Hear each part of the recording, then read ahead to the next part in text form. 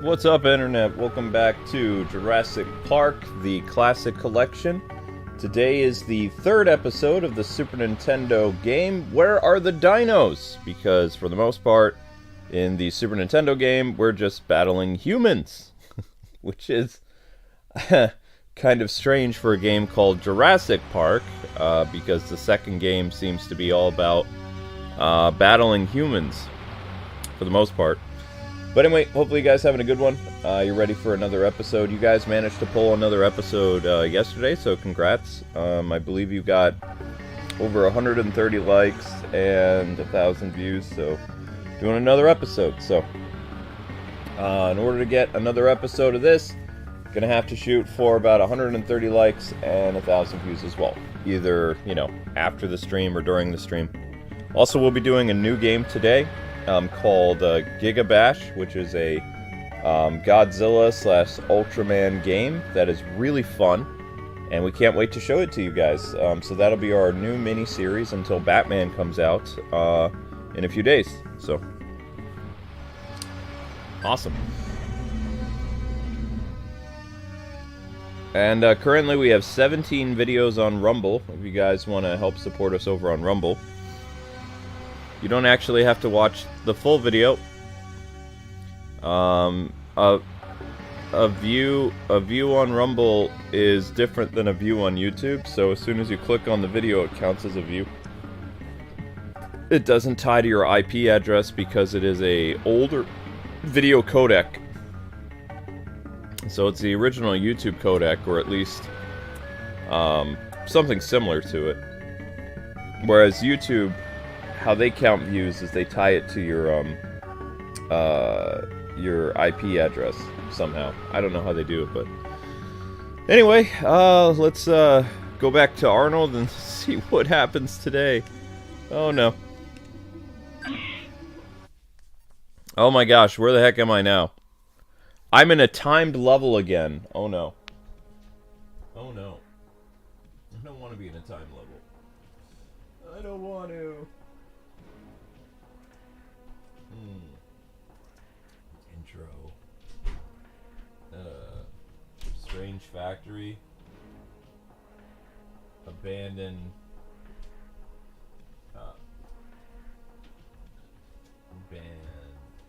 Yep, there'll be a video going up every single day this week as well. There's already a video going up every afternoon. Yep. Okay. So, a lot of people have gone crazy now on the internet with the Mario challenge, the Mario RPG challenge, and they are battling Cullix 3D. There's a dinosaur. They're battling Cullix 3D with just one character, either the Peach, Bowser, Mario, or Mallow challenge. Oh, now we finally have dinosaurs. Oh, okay. Oh, that's nice. Oh wow, so are you gonna do the challenge though? I don't know if I mean, it might be possible, but I mean, they have way more items than I do. I don't have that many items. I would be at a huge disadvantage. I was watching them use like bracers like crazy, and some people used some other stuff. But I am gonna do another Cullix challenge where I try to beat him after 20 turns, because I think I can do that. My record is 26 turns so far, and actually I have a pretty high record compared to most streamers. Most streamers tend to average in the 30s or 40s. So, but in terms of speedrunners, nah, speedrunners are destroying everybody. All right, I died again, so we gotta load the game again. Hello, Linky. Linky was keeping my seat warm. I was really worried Link was going to end up in our room today, because I heard him outside my door when I was slowly waking up. I did not. I don't know if I slept well. I slept okay. I'm taking out dinosaurs. I guess I need to change the title. The dinos are back. Yeah, and Luke actually made me a turkey sandwich last night. I made the spectacular turkey sandwich yesterday. Yes, I did. Okay, yeah, I need to change the name of this. We'll call this the Dinos are Link, back. get off! Luke, What is he he's doing? trying to bite me. Hey, Link! Link, He's get trying. off. He's trying to get to your headphones. No, he tried to bite me. Luke, I need him off. Okay, fine. I'll take care of it myself. Thanks a lot. Wow. He's after your headphones. It doesn't matter. He bit me, Luke. Link, don't bite Amber. Here's your headphones. Thanks for protecting me. Oh, wait. Sorry. The dinos are back. The dinos. Don't. Dinos are back. There you go. Okay. We're back. And the dinos are back, so I had to change the title because the dinosaurs are actually here now. We're not killing humans anymore. Well, that's fun. Whoa!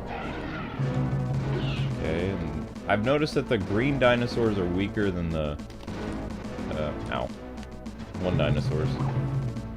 The brown dinosaurs are stronger. The green dinosaurs you can kill pretty relatively easily, which is good. And the orange dinosaurs ain't no thing. I'm able to jump up there and grab whatever that is. Oh, I can't. Oh gosh, how do I get up there? They're gonna respawn. I know they're gonna respawn. Or not. Never mind. Whoa, whoa, whoa, whoa, whoa, whoa, whoa. Okay, never mind. I can't go back. Never mind. Never mind. So whatever that weapon is, unfortunately I have to leave it behind. Hey! Link, stop. Link, Zelda doesn't want to fight. Oh my gosh, yeah, get him, Zelda. Knock him down. Knock that fool down. Man, you're frisky. Ow. I don't know why he licks her and then tries to bite her right afterwards. I don't know, do we have any cat experts in the chat? You guys know why Link tries to give Zelda a kiss and then body slams her?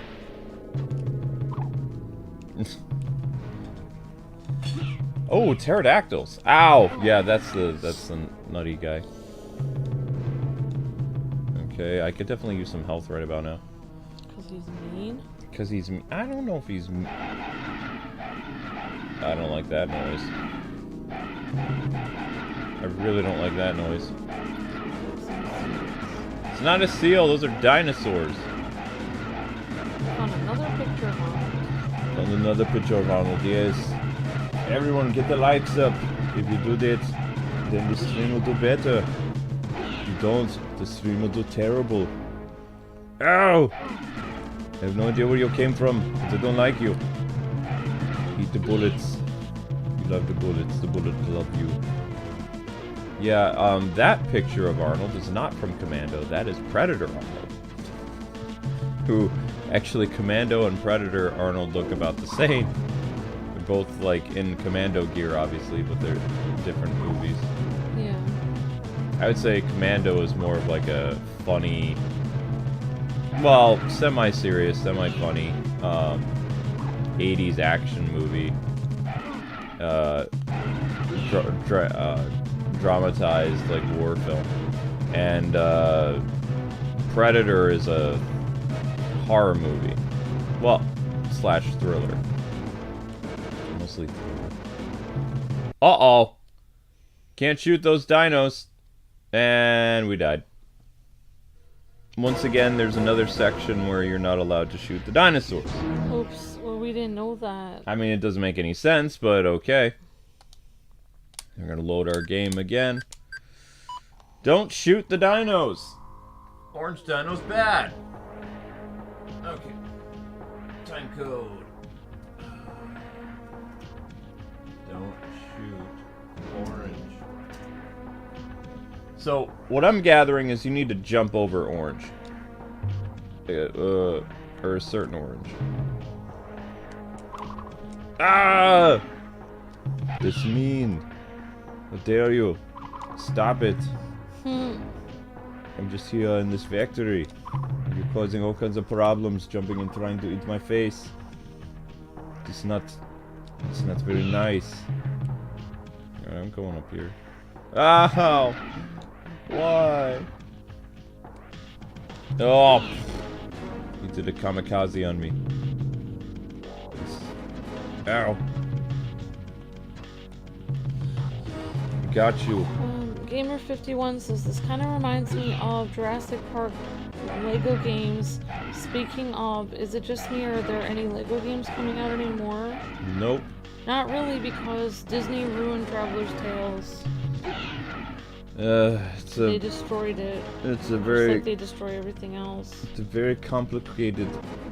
Basically, I'll explain. Basically, tons of people that worked at Traveler's Tales didn't enjoy working with Disney executives when they basically micromanaged them with their latest Traveler's Tales game, and like Star Wars game. over half of them quit the company, so Traveler's Tales doesn't really even exist how it used to exist before. They all left. There's like 50% of their team is gone. So there was a lot of behind the scenes drama working on the Star Wars game, and apparently during the pandemic and even after, Disney was like was bad client. So rather than deal with a lot of the stuff, a lot of Traveler's Tales people that we know left the company, and they haven't really started up their own company yet. Some of them have went to other developers, some of them have straight up retired. So a lot of the really talented people behind like Lego Batman and Lego Indiana Jones, the Lego Harry Potter games, and Lego Marvel, they're gone. There's very few members of the original team left. And I found out about it by accident because I was actually talking to an old Traveler's Tales contact of us. And I was like, so what happened? Did you have it falling apart because Warner Brothers? He says, no. He said, things didn't go well during Star Wars. Like, and that's all the dude, you know, and there were rumors going around that Disney was being kind of terrible to Traveler's Tales, so just put two and two together. Yeah, Gamer51 says, wow, I did not know that happened in Traveler's Tales. That is a shame. Thanks for the info. Yeah.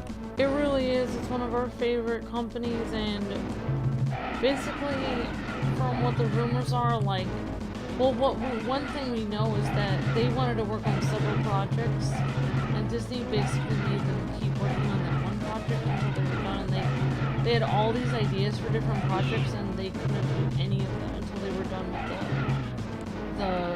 the Skywalker collection. And basically what happened with the Skywalker collection was it dragged on too long. They basically made the Skywalker collection. They were done with it. But then Disney was like making them do like reshoots. Like they made them redo like whole parts of it. And mainly what it was basically like, you would think that Disney wanted them to redo it to make the graphics look better or make the gameplay look smoother. No, that wasn't what they redid it. You know, like you guys, Traveler's Tales fans, you know how Traveler's Tales that makes fun of everything in the movie. It's just funny. Well, Disney had a problem with them making fun of Rey. Because even though they were making fun of Finn and Luke and all the other male characters, even Princess Leia got made fun of. But apparently, Rey is like holier than thou, and she couldn't be made fun of. Yeah, so if you go back and you actually play the game, you'll notice that all the other characters are really funny, and they kind of parody them, but Rey they don't really do much stuff with. In fact, Rey is actually a funnier character in the Lego Star Wars Force Awakens game because, you know, Warner Brothers had more creative control. They also, like, I believe during the time that they were working on the game too, like Warner Brothers also started shopping around, and the license for Lego partially went to THQ for a while, and they did that Lego racing game. So now, like, you actually have a couple companies that have the rights to the Lego games, because Traveler's Tales doesn't have full rights anymore. So usually what happens with Traveler's Tales is, the normal was they would always be like producing like 1 or 2 games at a time, because Traveler's Tales, the company doesn't do well just working and releasing one game every like 3 to 4 years. They used to, before the Lego Star Wars game, the Skywalker Saga, their team would release at least like 2.5 to 3 games a year. Plus they would have like big DLC packages. And even though the game was successful and sold really well, it had a very, we'll say, stranglehold release date that Disney was very adamant that they make. Like, there wasn't a flexible release date because it was like, it had to coincide with something big with Star Wars or something like that. So they were really, really pushing them to get the game out. I don't even remember what the reason was, but it basically messed up the company. So a lot of these game developer guys were very chill, and they loved to like movies, and they had like a sense of humor. They had a sense of humor. They had a lot of parodies. I was speaking with one of the head artists, of the games, and he just said, you know, it just stopped being fun because it became like more like, you know, some clients, means Disney, were very, you know. We can only assume he because I mean, if you go back, that was the only client they had at the time. Yeah, because they were Warner Brothers.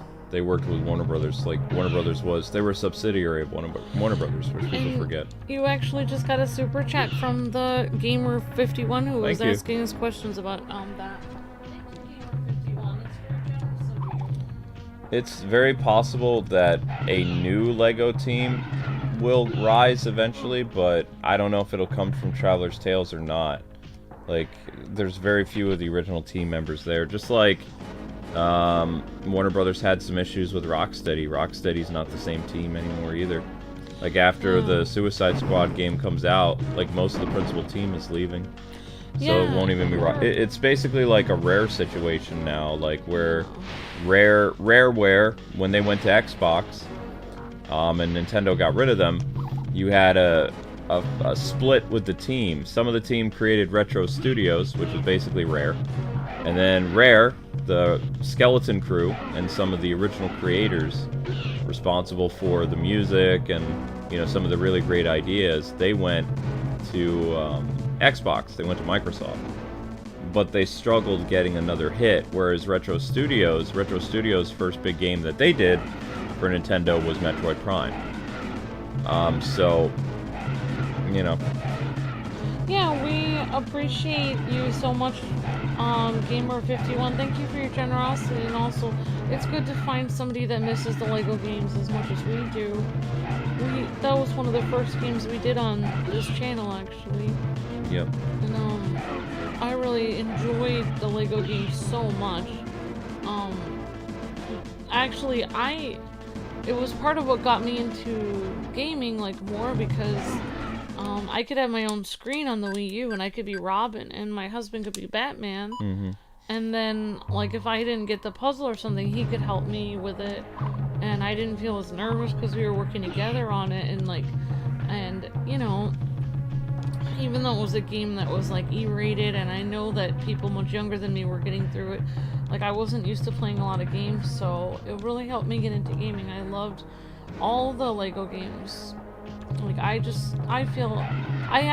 think when Traveler's Tales, when we found out that a lot of them had gone, and, you know, and everything like that, and that we didn't know if they were gonna make games again, I think I remember being very sad on the stream and being upset, because it is devastating. Two big companies that, you know, we loved working with, Traveler's Tales and Disney Interactive, like, no longer exist. And, well, I mean, Disney Interactive technically exists, but not really in the shape it was. You have to think that Disney now is mostly Gameloft, because it's like a contract.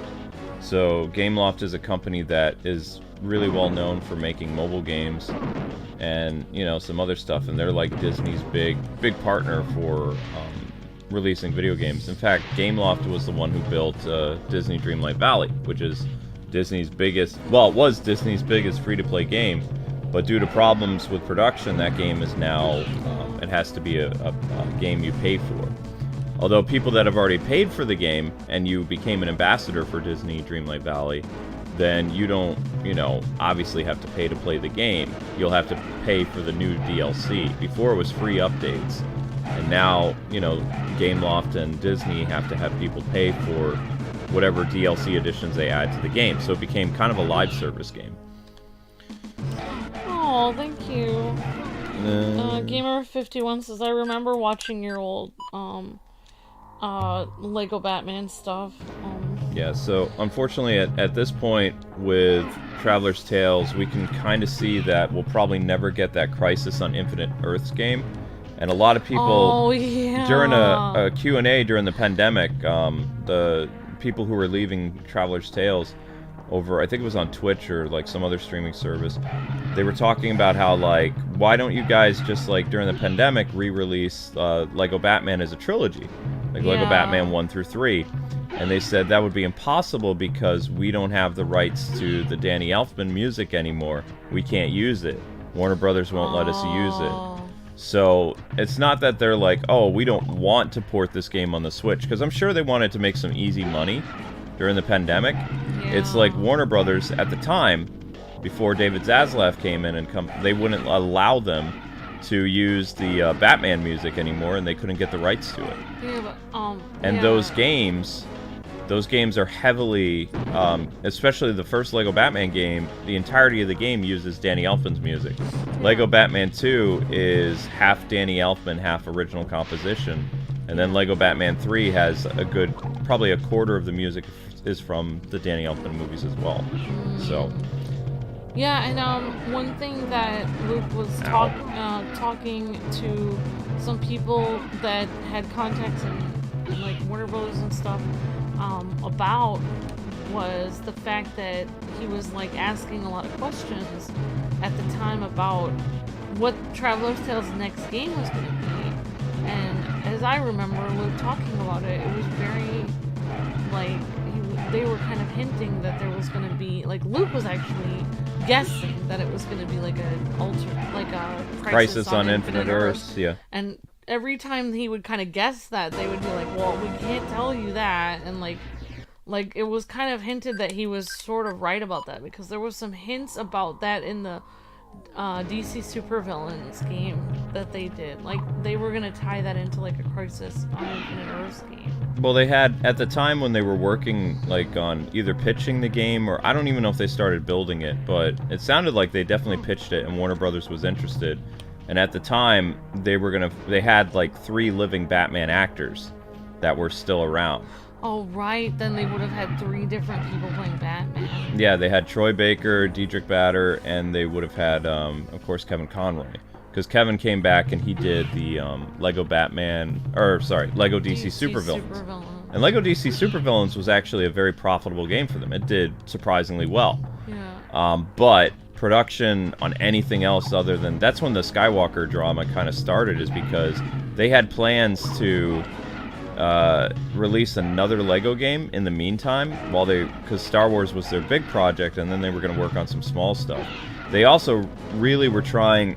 I think it was during the pandemic, they really wanted to release like a Lego Indiana Jones 2-episode game that, you know, they had released prior, and they were going to try to bring it on the Switch and other systems and kind of just upscale it a little bit. Because the Switch, like, really, even though, I mean, the system isn't very graphics heavy, they made a lot on the Lego Harry Potter collection when they brought it to the Switch, as well as they sold a lot of digital copies of Lego Marvel. Lego Harry Potter, yeah. So when they brought both of those games to console, I think it was like 2020, 2019, stuff like that.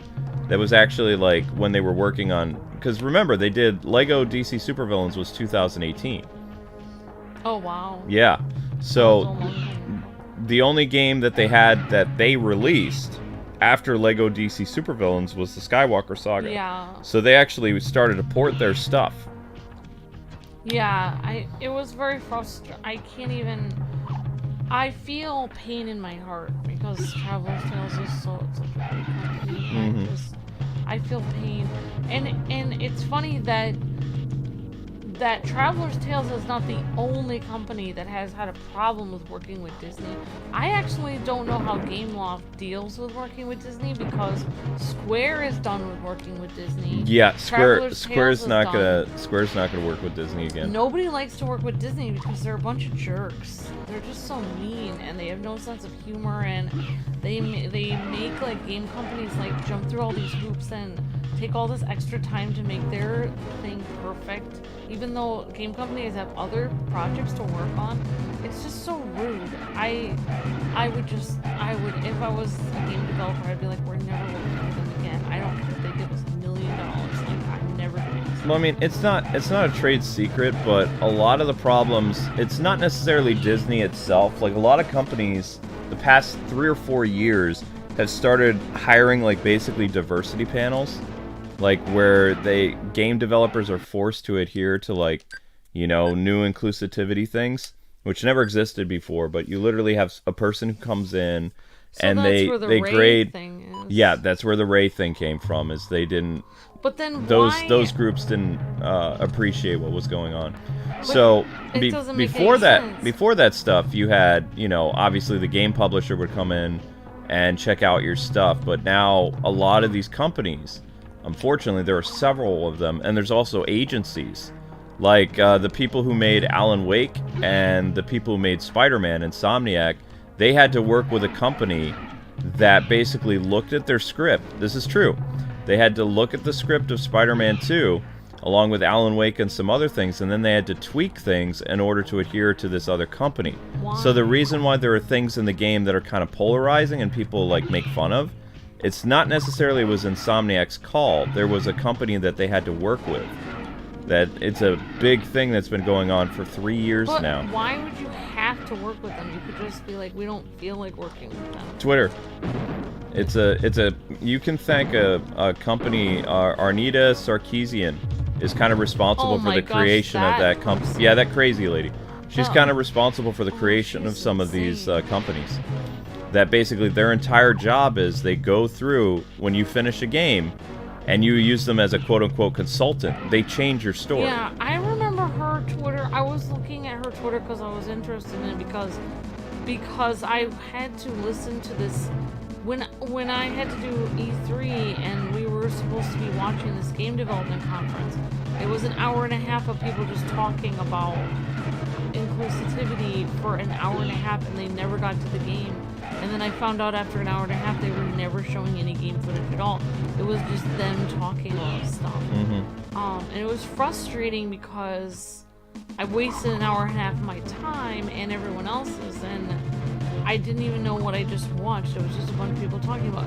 One thing I remember them saying, which I was just so frustrated, was like, they were saying at this conference about that, like, that women feel unsafe working alongside men in the gaming industry. Like, they can't sit down next to men because they feel unsafe.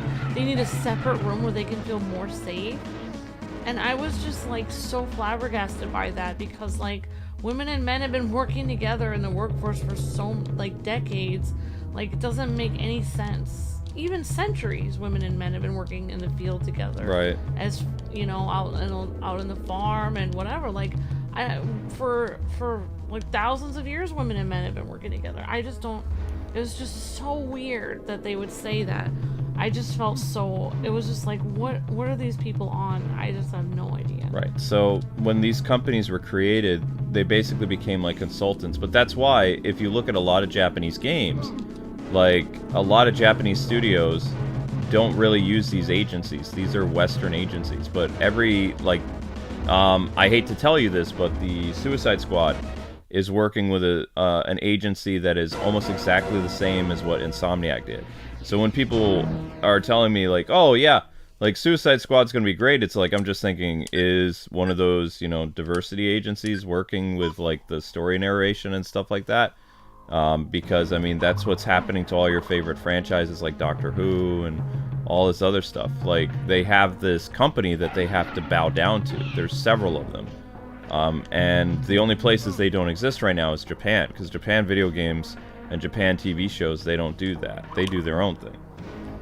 Yeah, I mean, Japan has it all figured out. They already had it figured out a long time ago. They have anime and video games made for girls, and then they have anime and video games made for guys. Correct. And those are two separate categories. There's some that are manga for girls, manga for guys. That are, you know, your core audiences. Yeah, exactly. So they already have that. They already had that figured out a long time ago. They don't actually need any. Well, a lot of that came from trial and error, though. Like, there was times where like they would mix like different genres, and they would try to see like, okay, can we just like throw everything in that we love about anime, and like the different genres we have, like space, romance, action, violence, gore, mystery. And they were just like kind of, I think the 90s was a very unique time for that. and they were dumping in all these different themes and all these different genres, and you know, it wouldn't. What happened was it didn't work. Like, they were kind of like, okay, we have to go back to the drawing board because we tried to do this, we tried to do that, and it just, you know, we lost a lot of our core audience because, you know, there is a dedicated genre for fantasy. There's a dedicated genre for slice of life. There's dedicated genre for romance and all this other stuff. So they're like, okay, you know, sometimes we can get away with mixing fantasy and romance together, and sometimes it can be sci-fi and romance, or, you know, this is just straight action and gore and it has no romance. So they're always constantly, like, adapting and trying to appease, like, their consumers, because without their customers, which America hasn't learned, is you have no business. So Japan has always been, like, a very fan-centered thing. They always release, you know, their stuff, and for the most part, they also have more creative control. Even though animes, like, back in the day, when they would release, they wouldn't really be like, okay, you know, Sailor Moon is a perfect example of that. When Sailor Moon released in the 90s, over in Japan, it wasn't really based on the source material. It wasn't like it was loosely based on the manga, like the comic books, right? But it had other things, like, associated with it that was kind of made up for TV, that not necessarily the author really liked. It wasn't what the author's story was. As time has gone on, the author has, like, more control over what anime studios do. They work more closely with them. It's not just like, hey, it's not like just like a licensing thing where we're going to take your thing and we're going to do our own thing. It's not what they do. They do something different. So, in America, it's like they get the licensed use of a character and they do whatever they want with it. That's the difference. Case in point, what's happening right now with the Fantastic Four. If Stan Lee was alive, Stan Lee would be like, oh, you're making a Fantastic Four movie, that's great. I wanted to see the Fantastic Four, and I want Silver Surfer to be Silver Surfer. So now, like, even though they haven't learned their lesson from all their failures, like this year, 2023 was a huge failure for MCU on Disney Plus and in the theaters. Like, none of their movies broke even. Like, they all failed. People make fun of all the DC movies that came out this year. Every MCU movie that released flopped. Yeah. You know? And they're having, like, problems on, they're bleeding subscribers like crazy, which people aren't paying attention to on Disney Plus. But Disney Plus is hemorrhaging, like, right now. None of their shows that they released this year for either Star Wars or for Marvel really made a profit for them. Like, they're losing subscribers more than HBO Max is. Like, HBO Max hemorrhaged people a little while ago, but, like, Disney is, like, losing at an alarming rate. Their parks are doing badly. So, like, even though people believe that they're bulletproof and they, you know, can continue to lose billions and billions, they can't have another 2 years of this. Like, if they continue, let's say next year they release more Disney Plus shows, right? And every single one of those is, like, so low in the ratings, like, lower than this year, which this year didn't even pop into the millions. Like, we're talking, like, CW numbers on their platform, which is not good. Because before, there were at least, like, several million people that showed up in the demographs. Mm-hmm. And they're not anymore. So, I mean, you have to find a way of replacing that, and you need a big movie to hit that, and Spider-Man's years away. They did make some interesting announcements that apparently Tom Holland is now the Sony Spider-Man, which Andrew Garfield was the last Sony Spider-Man. So the Venom movies supposedly will, like, the Spider-Man of that universe is going to be Tom Holland. So we don't even know when he's going to show up in the MCU again. Gamer51 says, do you worry that the DC Cinematic Universe will have problems, like, managing the scripts in that way? I don't know. James Gunn does his own thing. Doesn't seem to care. He's always, when he casts his actors, he always is looking for, like, comic accuracy, because he's, like, a huge fan of that. His Guardians of the Galaxy movies, compared to a lot of stuff with Disney over the past, I'd say, like, maybe 4 years, after Endgame, you notice a huge shift in storytelling, compared to, you know, what we had with, like, the first Avengers run.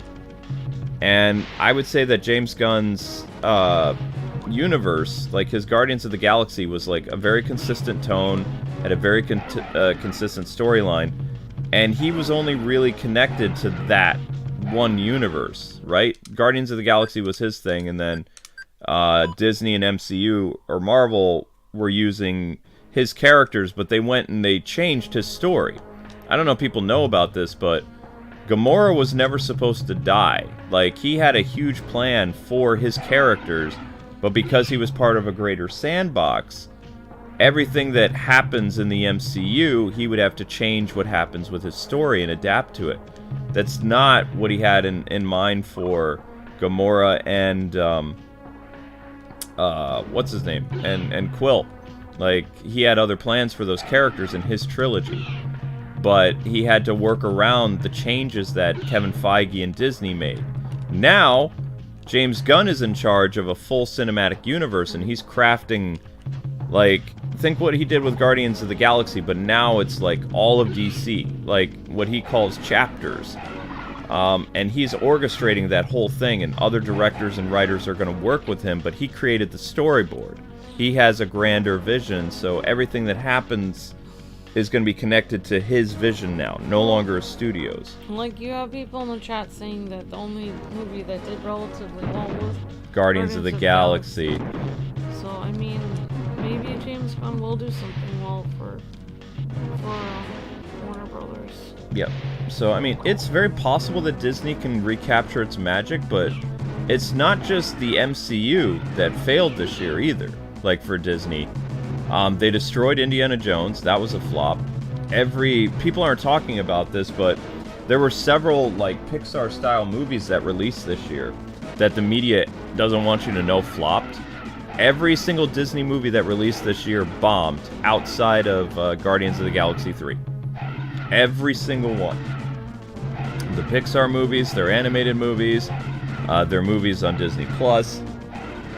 Like, this year, Disney took a huge bath. But because it doesn't fit the narrative of Twitter, they don't tell you, because they don't want you to know.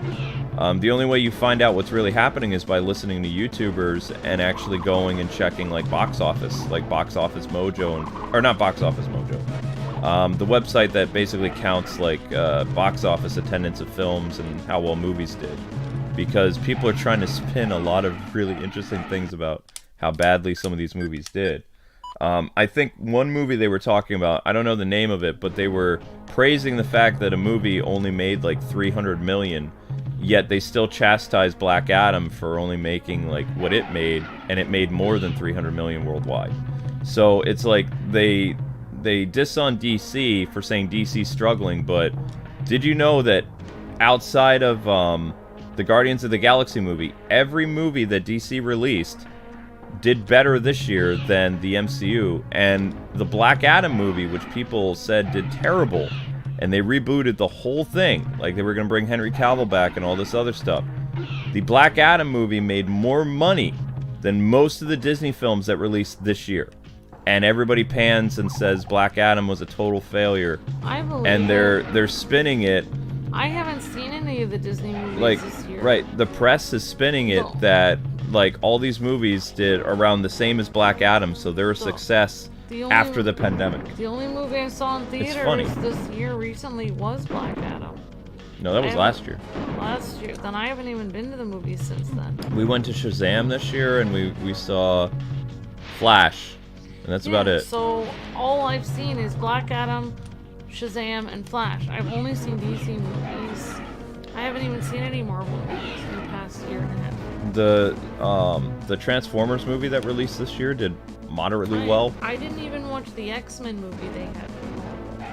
When did they have an X-Men movie? I didn't even movie? watch Endgame. I still haven't even watched Endgame. We went to the theaters to see Endgame. We did? Yeah. I don't remember that at all.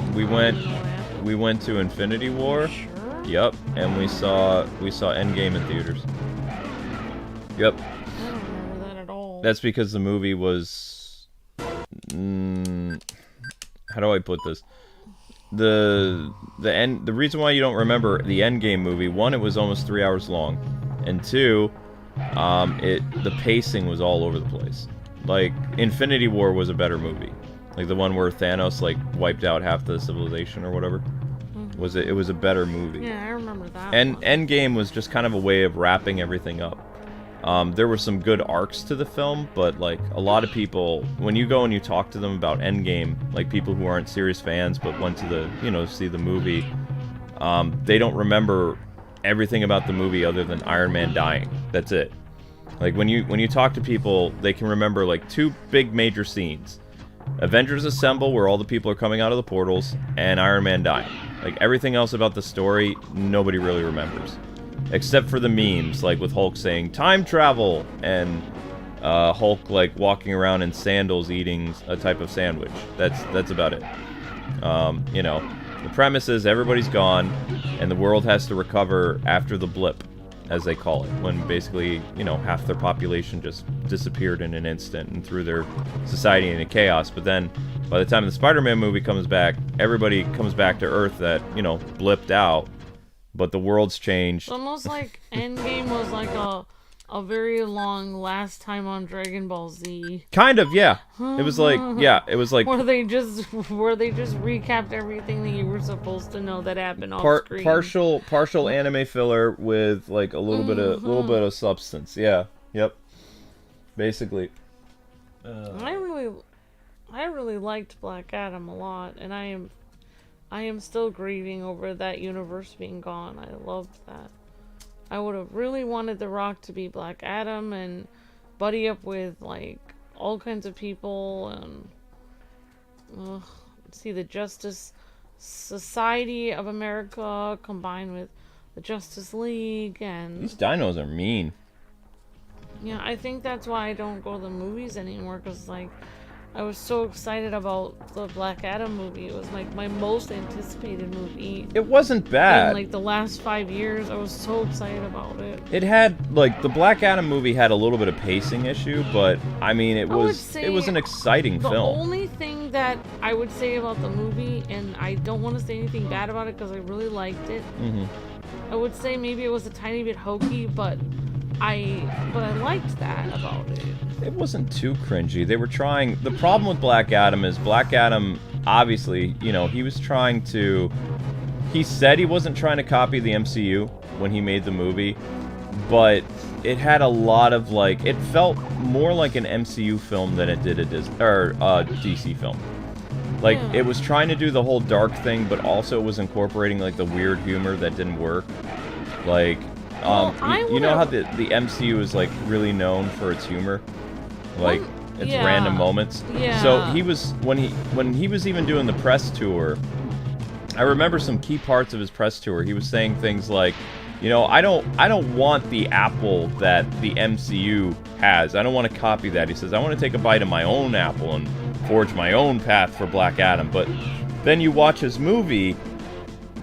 And it was hard to distinguish it as a DC film. It felt like it belonged in the MCU. Well, I think he was trying to make Black Adam look like a bad guy, but he was nice.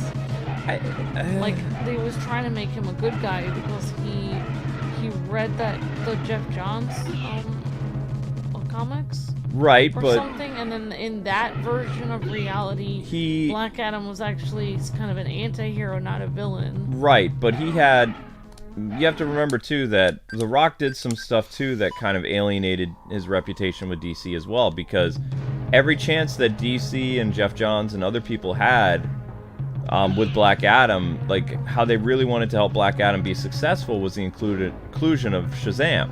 Zachary Levi's character. Agree. I think it should have had Shazam in it, but he didn't want that. Well, they wanted to build up to a Superman versus Shazam movie, like Superman, Shazam, and Black Adam, like based on a very popular animated film and comic book. But the problem was, The Rock wanted nothing to do with Shazam because Shazam was too hokey or something. He didn't. For one, he didn't like Zachary Levi. That's the rumor. And two, he also didn't like the idea of his character being defeated, as well as he didn't like the idea of like Shazam being in his film because, Black Adam was his own type of hero, and he didn't like the idea of Black Adam being a villain and then getting a redemption story. He didn't like that. So the plan was, what Warner Brothers and Walter Hamada and everybody else wanted is that Shazam, Superman, and Black Adam would all have thrown down, right? And then Black Adam would, of course, ended up becoming a good guy, but he was going to play that villain role. He didn't want to be an antagonist. Like, he wanted to be his own type of character. He wanted to be an anti-hero. And the plan for Black Adam, going all the way back to when he first got cast, was he was going to be a villain first. I think that so one thing creative differences. One thing I remember him saying in an interview was that he wanted to play a character that little kids could look up to as a hero. Which is fine. So, if he was a villain, then how could they look up to him as a hero? So then he felt like they couldn't do that. The thing is, it's kind of like Kevin Smith. You know how Kevin Smith says he grew up with He-Man, but he never really saw the show and cared for it. He liked other things like comic books and superhero shows, so He-Man was not on his radar. It existed, and it was a part of his childhood, but he wasn't a fan. I think the same could be said for The Rock. The Rock says that he was a huge fan of Black Adam growing up, but when he was growing up, Black Adam was a villain. He was a signature, like, bad guy, right? Yeah. It wasn't until Jeff Johns during the New 52 that Black Adam became kind of this anti-hero. He was always kind of a generic bad guy. Which, I mean, that's just how the character was. It wasn't like, oh, because of this or that, oops. So there could have been a great movie there somewhere if they had been able to work together. If they could have been able to something really cool. Right. If they could have worked together, then, you know, you probably, and Shazam also, like, Black Adam and Shazam need each other, especially when they're starting out, when both of them kind of ignore one another. Like, there was supposed to be a Black Adam Easter egg, like an actual reference to him in the Shazam movie, and Black Adam was like, no, I'm not going to film that because our universes are separate. Even though they made mention that, you know, the Wizard Shazam chose a champion before Billy, and he didn't want to talk about that. Right. And they were building up to, so they mention it, but they don't mention Black Adam's name. They don't say Teth Adam at all. If you go back and you watch the Shazam movies, whenever there's a clear mention of Black Adam, they omit his name. They do not say it. Yeah, but some of the scenes, like when he like blew up those cars and he like gave the look to those people in the car, and like the missiles, like he was able to hold the missile and like throw it at somebody, and it was like scary as all get out. Yeah. That was it was so scary. It was like there was some really thrilling, scary scenes in Black Adam. Like, if there was just more of that, like, I guess I kind of wanted it to be like a thriller and be completely terrified. And then leave the film being like, okay, I'm sleeping with one eye open now because I'm actually terrified of Black Adam killing me in my sleep at this point. There was a lot of... I guess I wanted him to be even, like, he was scary, and then suddenly there's this little kid that was like, hey, Black Adam, you know, hey, can you help me with this? And it's like, the kid was annoying. So I don't know if the kid worked very well because it kind of made it weird. It was like, I mean, I can understand maybe the kid, instead of that kid, maybe that should have been like, maybe instead of that for the comic relief, maybe it should have been Shazam for the comic relief instead. That would have been interesting if he randomly... I don't, like I said, there was so many, like, during the creative process, there was a lot of things that happened that you could just tell were kind of off, you know. They wanted him to show up and battle the Justice League, and The Rock is like, no, I'm going to make my Justice Society. And what characters... And DC's like, okay, I mean, you can use these characters for your movie because we haven't done anything with them yet. And we're planning on, introducing the Justice Society eventually, so... He took the time to introduce his own Justice League, which he thought was going to be better. And he also, like, his original vision, too, is he was building up to a big movie because he loved the Snyder Cut. And the Black Adam movie is connected to the Snyder Cut because Superman shows up from that. It's not the Joss Whedon universe because he thought he loved Zack's work. So he was trying to orchestrate his own thing that would tie into Zack Snyder's overall story, which is the Justice League and Earth battle Darkseid. He wanted his characters and Black Adam also to end up battling Darkseid as well. So it just became like this big convoluted mess. The problem that DC ran into Marvel always had cohesive storytelling. There was not too many cooks in the kitchen. But at the same time, not everything Marvel did was perfect. Because they had to adhere to what Kevin Feige, decreed, they didn't have a creative vision. Sam Raimi also has been talking about in interviews that he had a completely different direction that he wanted to go with Doctor Strange, and most likely he's not going to be back making another movie because he enjoyed the first experience of making films, but Sony kind of got on his nerves with the Spider-Man franchise. Like, the third movie was a convoluted mess for Spider-Man 3 because the studio and Marvel wanted him to incorporate Venom and Sandman and New Goblin and, the drama between Mary Jane and whatever.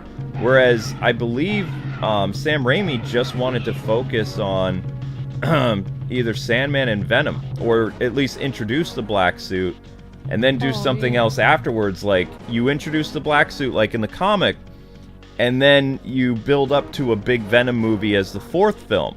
Like, it became like Batman and Robin in a sense, where there was just too many characters, right? Yeah. And there wasn't enough time because they had to adhere to, the film has to be this length, and we need to make this toy, and we need to do that. And then when Sam and Toby were... It's like the same thing that happened with Tim Burton in a sense. Toby and Sam were on board to do the fourth movie. They plotted it out. They were going to do the Vulture. The Vulture was going to be related to Mary Jane. The wedding of Spider-Man was going to happen in that movie. And, everybody was excited. Kristen Dunst was going to come back, Toby was going to come back, and they were going to have somebody else play Vulture. And it was going to be this whole thing. And also it was going to be more intense like Spider-Man 2. So, everything was ready. They went and they talked with the studio, and it felt like the studio didn't want Sam to make another Spider-Man movie because the third one didn't do well, when the movie failing was technically Sony and Marvel's fault to begin with. Right. Because it wasn't what Sam wanted. So then Sam was done with superhero movies. Then Sam, because he heard all the good things that was happening with storytelling with the MCU, he thought that he could come back and film something else, which I believe he wanted to do a Spider-Man project originally. But they had him do what? I died. They had him do Doctor Strange, obviously. Oh. But when he was writing Doctor Strange, which... Yeah. The Doctor Strange movie... The first movie was really good. The multiverse thing is actually... It's a beautiful film. Sam Raimi's cinematic quality and his style is very apparent. They do all the stuff that you loved from the Spider-Man movies in terms of filmography in Sam Raimi's, Doctor Strange movie. I didn't know that Sam Raimi was involved. But... Yeah, but there were a few key things that he had to adhere to. For one, he had to do that teaser at the end that introduced another character for a future Doctor Strange movie, Doctor Strange's wife. He also had to, whatever characters Marvel told him to kill off, he had to do it. So, he might have had a completely different idea of how he wanted to tell his story. And he's even gone on record saying that, he basically had a leash. He was told to do this. Yeah. He had to follow, a grander plot, and he doesn't like that. That's frustrating. And right now, Ryan Reynolds is having a lot of fun making his movie with Hugh Jackman, but even then, since he's part of the MCU, he has to follow certain conditions with the MCU, like introduce certain characters or kill off certain characters or whatever. It's not really his Deadpool story anymore. It's his character, and it's going to be a fun movie, but when you go and you see that movie, you're going to notice that, wait a second, I don't think this is the direction Deadpool would have gone, or I don't think this is something that Wade's character would have done, or this isn't something that Hugh Jackman's Wolverine would have done. You're going to have those little moments that you're going to notice. Wasn't the first Iron Man movie based on a budget, and then it was before Disney became heavily involved, or? Yes. So you can definitely tell, from Iron Man 1 and Iron Man 2, a huge difference in, Captain America, Iron Man 1 and 2, the Hulk movie with Edward Norton, the first Thor movie, all of those were done before Disney. Disney's first film that had their hand in it was the Avengers. And it wasn't bad because, the stars brought their A game. It wasn't until Age of Ultron that you really started to see some weird stuff, and some people love or hate Ultron, But that's kind of where the tonal shift of the Avengers started. Even though it was Joss Whedon doing the movie, it just started to introduce a lot of the weird staples for like the forced humor and, you know, some of the direction that they were going to, like to tell a bigger story. The big creative aspect of the MCU, like the early years, Thor, Captain America, the 2 Iron Man movies, and the Hulk movie, you could tell that was all directors' visions trying to connect to a bigger shared universe. Yeah. With the Hulk movie with Edward Norton being the first. I feel like movies that aren't oppressed by like Disney and big companies, like when they have like the creative vision, like when they make a funny joke or they make a really interesting like dramatic scene and it's the director's vision, it's very moving, or it's very funny, it's intelligent humor, it's intelligent plotline. And then when Disney takes over or somebody else, everything is dumb. Like, it's so stupid. Like, all the jokes are dumb, the plot line is dumb, everything is dumb. Like, they dumb everything down, so it's just stupid. Well, I mean, and it's just think not about intelligent anymore. It doesn't have any substance to it. It's literally destroyed. Think about this. Like, basically, Indiana Jones 4 was in development forever, right? You had Steven Spielberg was on board, you had Harrison Ford signed on way back, and they were all getting ready to do it, and they were very excited. That movie went through development hell because of Disney, and eventually, Steven Spielberg was just done with it. He saw what, you know, Disney wanted to do with the character, and he walked away, and then Disney had to go through several directors until they found the director that would basically do what they told them. And the movie was terrible. Because a lot of people, the problem with Indiana Jones that they had is basically they were doing the same thing they did with Star Wars. They took an existing popular character and they destroyed him to build up a female character. Like, there have been Disney movies where you have, like, kick-butt female characters that don't basically ruin the men characters. And Kathleen Kennedy, maybe because of childhood trauma with her father, who knows, like, is adamant about destroying all these legacy men characters, whether it's Luke Skywalker, Indiana Jones. It doesn't matter to her. Like, she just hates men. It's very apparent. So, well, I mean, if Steven Spielberg was involved, because, you know, he did those movies and he loved the character, we would have gotten a completely different Indiana Jones story. That's unfortunate because she actually worked with a man who was a genius and sweet and sensitive and kind and her generous, early work, and that was George Lucas. Yeah, her early work. He is a very kind person. Her early work with George Lucas and Lucasfilm and LucasArts, the video games, is actually pretty good. She was on a lot of great projects, and she jokes about, oh, it's because I was just giving them coffee. It's like she was actually in a pretty high role at LucasArts and Lucasfilm. Like, so it's not, you know, she's very dismissive of what her role was and the hits that she was attached to. Like, during her time at the company, like, they spawned out a great video games, books, comic books, films, TV shows, things like that. It wasn't necessarily her genius that did it. I mean, it was a team, but she was responsible for that team. And George trusted her.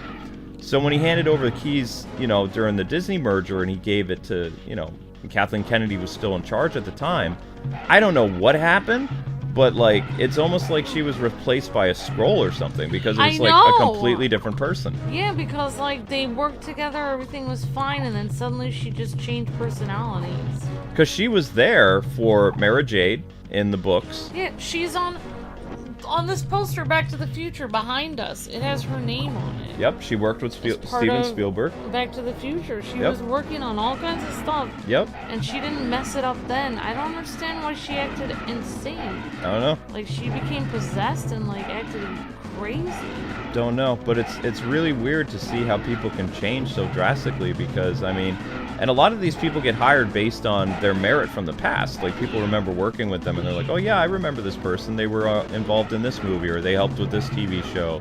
It's like, it's a pleasure to work with you, and then they work with you, and then all these horror stories start happening. You know, it's like basically working, it's like your boss is Harvey Dent, and then he falls into the acid and he becomes Two-Face. And it's still the same person, but the personality and everything about them is completely different now. But you still have to work with them. But everyone can see how evil she is.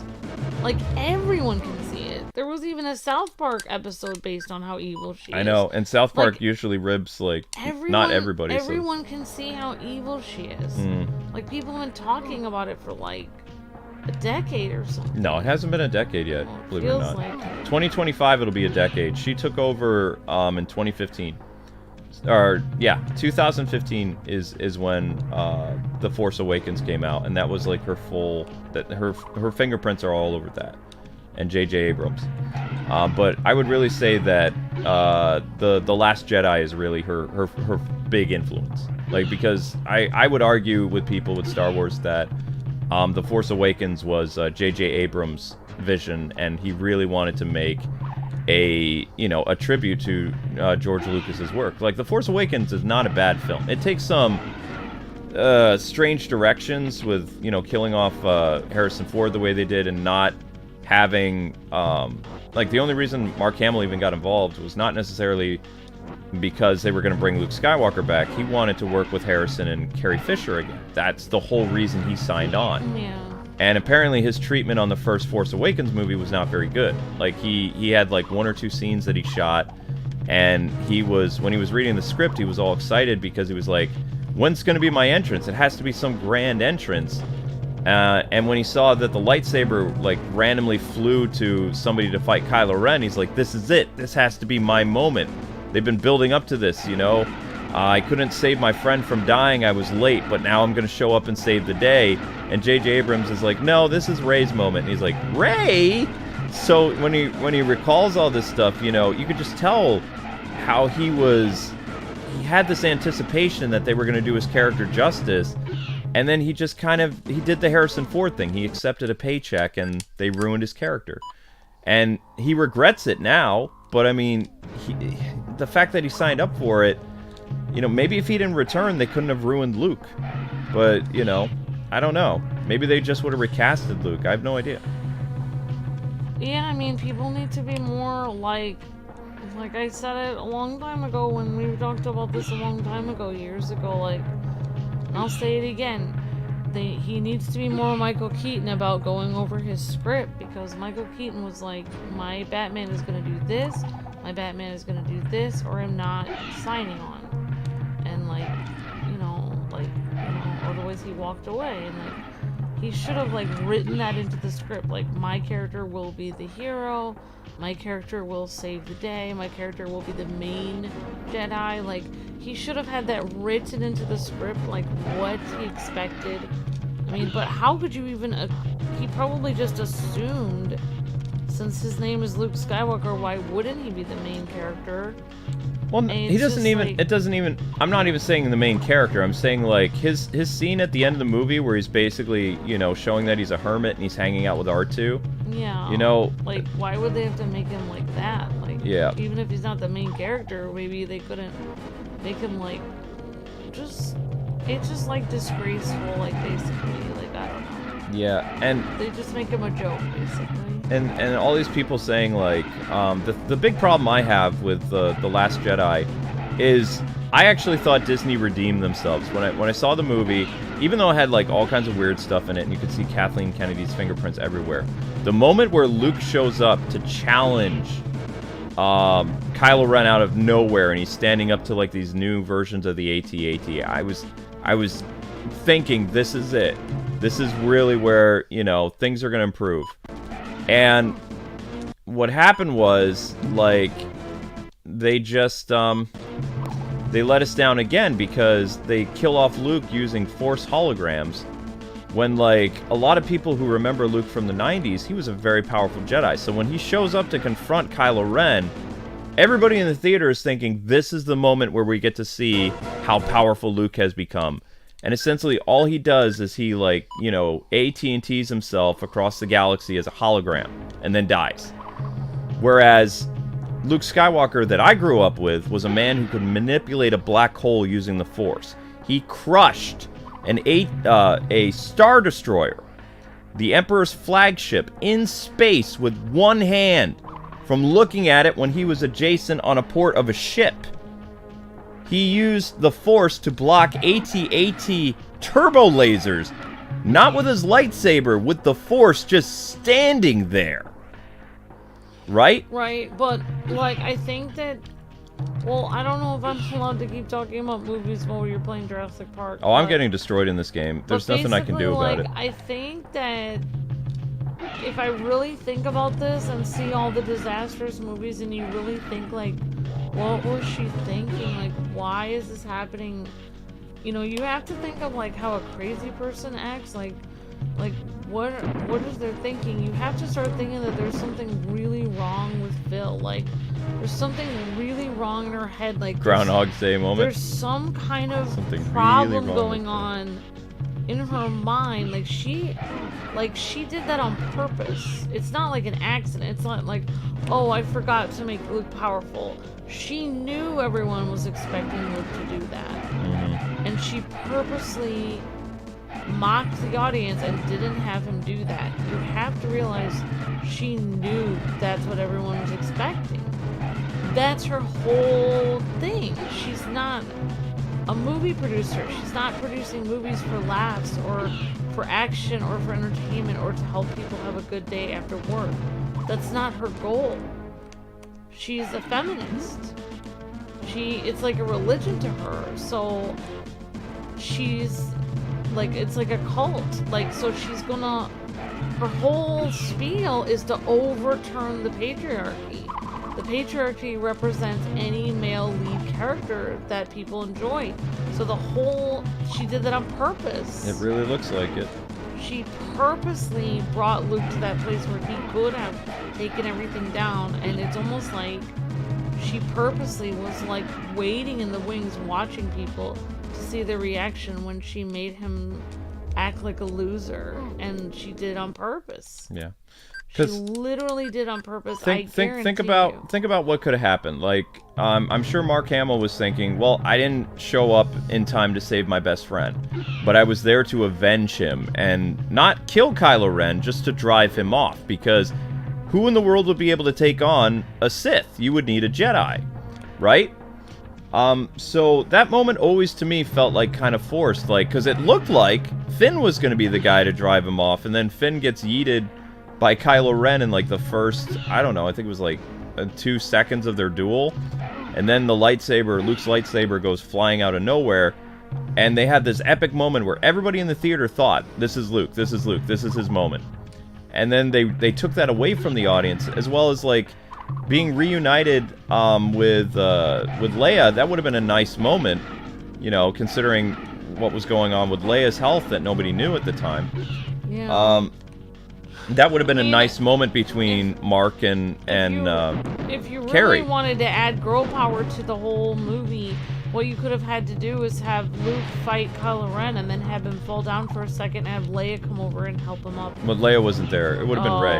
Okay. Well, I don't like Rey. Well, Rey was there though. Rey was on the planet. Maybe they could write her out of the script. No, they weren't going to do that. But I mean, at one point, I would have taken devil's advocate, and I would have been like, yeah, I don't really see a pattern with what Kathleen Kennedy is doing with her Disney movies. But now there is a pattern. You can't deny it. With what happened to both Luke's... It's on purpose. It's on purpose, yeah. What you saw with Indiana Jones, what you saw with Luke Skywalker, it was deliberate. And, you know, when you see the Snow White movie, all the rumors talking about how basically they belittled the prince and all this other stuff. It's like a social experiment she's doing on people. It feels like it, but... Like she's trying to see how people react. This is how... To see their heroes fallen. This is the good thing, though. This is the good thing. So even though Kathleen Kennedy is doing this, like, the public perception is aware of what's going on now. Not just the public, the general audience, which is like the majority of film goers and entertainment people. The general audience that like shows up for films, they're not showing up anymore for Disney films. Not just Disney films like their superhero and their Star Wars stuff. They're not showing up for the family-friendly entertainment anymore either. Like they're completely, which is sad. Well, yeah. Because, you know, Disney has been known for years as a company that's family-friendly, but... People have been boycotting Disney for a while now since they started... They've been you know, changing a lot of things, and they've been boycotting Disney parks and everything for a while. Yep. Like, they're boycotting everything Disney figurines, everything. How is this supposed to happen? See, the problem I have with this game, I'm just like, every other collection in this game, the rewind feature works, right? This game in particular, you get, actually, let's see, how long does the rewind last? 1, 2, 3, 4. 4 seconds is not enough time to change any mistake. Like, it's not, because you have to remember, like, as your character is running, you're gonna get hit within like 3 seconds. In Galaxy Quest, and then you can't. Yeah, Galaxy Quest is like what, 10 seconds? 13 seconds is how okay. much it takes to make erase one mistake. So the other games in this collection, it should be at least 13 seconds. I mean, 3 seconds. I can't even go back and look. I can't stop that dinosaur from biting me. The other games in this collection, like the Game Boy game, even the NES game, gives you at least 10 seconds. I have no idea what limited run games was doing, but like if I was playing this on an emulator, like a good emulator, like my modded SNES Classic, I probably would have beat this game by now, because I could rewind and do other things much longer, like at least 10 seconds. Like 4 seconds is not enough time for me to do anything. It's like I have to get like insanely good at the game. And this game, in a sense, not to dump on it, is kind of like Ninja Gaiden. Like the old... And I beat the old school Ninja Gaiden games, but the respawn rate of the dinosaurs and the people is only like a few seconds longer for them to come back than it is in the original NES game. Like, the NES game, Ninja Gaiden, they would respawn like every 3 seconds. Like, in this game, the respawn rate is like every probably like 8 seconds. Sorry, I haven't been able to look at the chat. I've just been like... No, I've had fun talking to you. Pistols. I mean, I was getting decimated in this game anyway, but I mean, it's just like 3 seconds is not enough, or 4 seconds is not enough time for me to rewind and avoid a hit or fight an enemy or anything. But like, I was just thinking though, like, yes, I wanted Luke to kick butt also, but she also did Finn dirty, I think, in those movies too. They also ripped Finn out of the posters internationally. Like, oh my god! Oh, you didn't know about that? Why in the world would they do that? What in the world is wrong with them? Because Disney is not a nice company anymore. What? I don't even want to know. I don't even want to know the reason for that. I mean, I don't even want to think. Why do you think John Boyega hasn't come back to Star Wars? He was treated terribly. You know, I feel like it was like a weird thing, because literally, like, to write in his character in script where, like, he grabs the lightsaber and his character is the most likable character of the new characters. Yes, he is. Yep. And you're the only person that I wanted to get the lightsaber and save the day and be the next Skywalker was him. Rey was not likable. Yeah. I really didn't like Rey. Like, if she got blown up by like something, I would be like, okay, well, now the movie's gonna get better from here because that problem is gone. But like, I really wanted. They wrote his character, and you even explained earlier that, like, years ago when we were talking about this, that they actually wrote his character based on a character in one of the Star Wars books. Yes. Where his character was, a person that turned from the, obviously from the, he was working with the Empire, and then he had to turn, and like, he was a pilot, and his character was very fleshed out. He had a lot of heart to his character, and you actually felt for him. And like, when he grabbed that lightsaber, just like when you wanted Luke to, I wanted Luke to tear down all those things with his hand, just go like this and then tear everything down. Like, tear all those things down with his hands and, like, crumple all those, like, big things, and he would just, like, push stuff to the side and be more powerful than the Emperor. You mean when he showed up in... Yeah, well, that's what people thought he was going to do, too. And that's what I thought he was going to do, and then for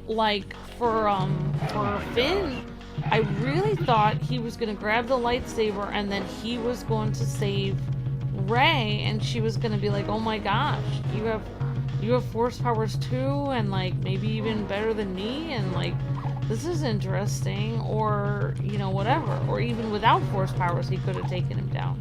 Well, I mean, how hard is it to hold a lightsaber? Here's the thing that a lot of people forget, too, like, because they're always pitting Rey and Luke against each other, but, like, everybody says, well, he was just a farm boy who became, like, a Mary Sue, too. It's like, no, he didn't. He had training. And also, people forget... He went on the hero's journey. He did. Rey didn't go on a hero's journey. Like, Rey is the Rey that you meet as a scavenger in Force Awakens is the same Rey that's at the end of her trilogy. She had no character progression. She's the same strong, silent female character. Let me finish. I am letting you finish. And basically, Finn in The Force Awakens has more character development in the first movie than Rey had throughout the entire trilogy. And that's a shame. So that's why Finn was the most likable character, because he started as a stormtrooper. He saw that what was happening with the atrocities of them doing all this stuff, and he quit his job. Then he, like, basically abandoned everything to become part of the Resistance when he had no idea what he was doing. And then, you know, by the second movie, he's just kind of like a plucky sidekick. Yeah. He's not even the Han Solo character. He was literally starting his hero's journey to, like, be one of the greatest, like, characters in the entire film. And then they randomly sidelined him for no reason at all. It doesn't even make any sense. The whole thing didn't make any sense. Also, the whole thing didn't make any sense. Here's something else people are forgetting. Finn is the only character in that franchise that has any type of compassion and is not a crazy person in the Rebels. Like, because he saw what the bad guys were doing. He is the Luke Skywalker archetype because he is a compassionate individual. He cares. Yeah. And then in the second and third movie, they ruin his character and reduce him to, like, this annoying, almost Jar Jar Binks role. He has something that nobody else has because everyone else on that Death Star was completely fine with just murdering people. And he was having... He has a conscience. He was having this horrible crisis of conscience, which means there's something going on inside of him that shows he's more than meets the eye, you know? Like, so, yeah, exactly, like... What they could have done that would have been successful if they were really trying to recapture the original three characters and build them out, like, for years and years, the only way they could have done it is Finn would have had to be the Jedi character. Rey would have been, like, the new Leia / like, Amidala character because she's a kick-butt female. She wore white. And then the Han Solo character should have been Poe, but Poe didn't really do anything. Yeah, that's true. Like, they had these three new characters, he was these just three... driving around in his plane going, I'm a great pilot. It's like, good right, for you. Right. So, I mean, that's how they... If they were really going for a successful, we're going to make money and we're going to do this, because none of the... Like, compared to the original trilogy, the merchandise still, the stuff that sells for Disney, and the reason why they haven't retired Darth Vader at the Disney parks, and all this other stuff, and why they still use Darth Vader and the original characters on all merchandise, is because the original characters sell because they are likable and interesting. Very few of the Disney characters that they introduced make a dent in toy sales, t-shirt sales, lunchbox sales, video game sales. They're just not likable characters. They don't have generational appeal. They only appeal to this current generation. Whereas the 70s, for crying out loud, which was a hokey time period, right? Yeah. Those characters that were created lasted for 40 years. That's almost 3 generations of people that were passed down. These new Star Wars characters are not going to do that. In fact, it could very well be the death of the brand because they're not interesting. They don't have longevity. No one cares about them. They could have had potential. They could have been interesting. But the people who were writing the movies had no idea what to do with them. They literally had the simple archetype. Finn Jedi, Rey Leia, and Poe as new Han. And they could have made millions, billions of dollars. And they could. They just screwed it up. They fumbled it. They can't.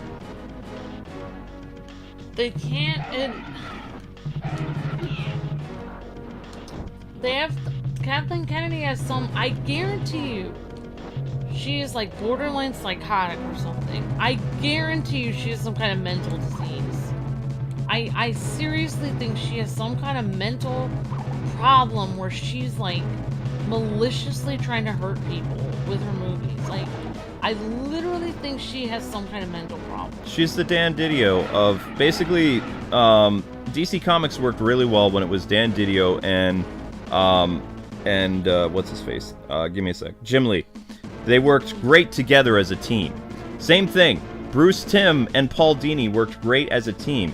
I don't think that, looking back, all her quote-unquote accomplishments, I don't think all her accomplishments were her own creativity. Because we see what her creativity brought to the table later on. It's kind of bad fan fiction. Probably just was there in the meeting and offering ideas, but she didn't probably come up with the great ideas that made money. She just, like, helped them along. And if she was responsible, like she claims, for, like, you know, bringing Mara Jade to existence, why she never brought Mara Jade into the silver screen?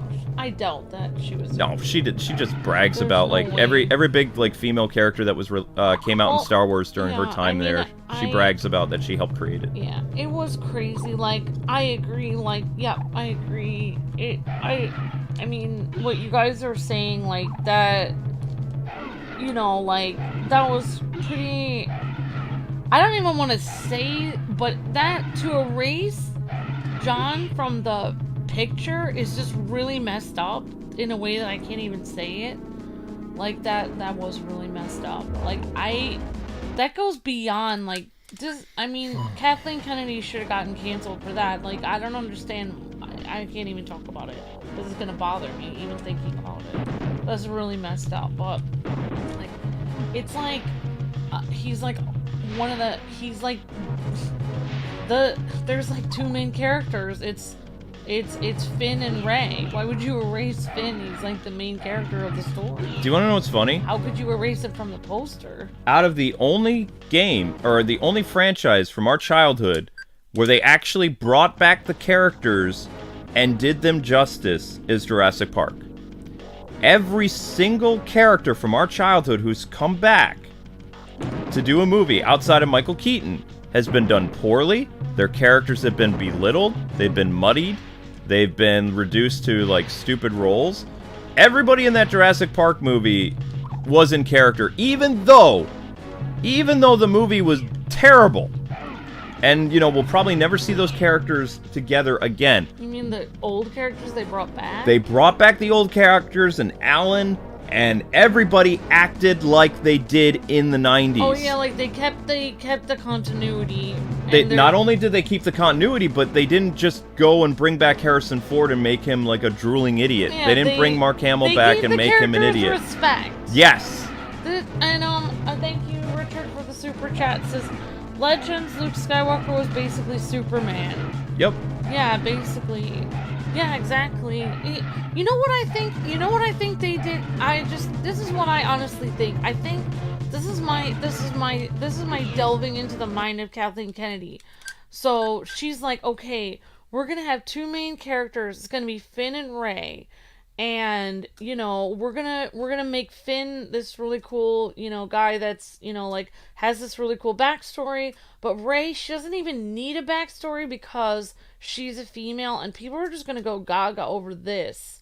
Because she's a female, and we're just gonna say she's the lead because we said she's the lead in the script, and because we give her more screen time.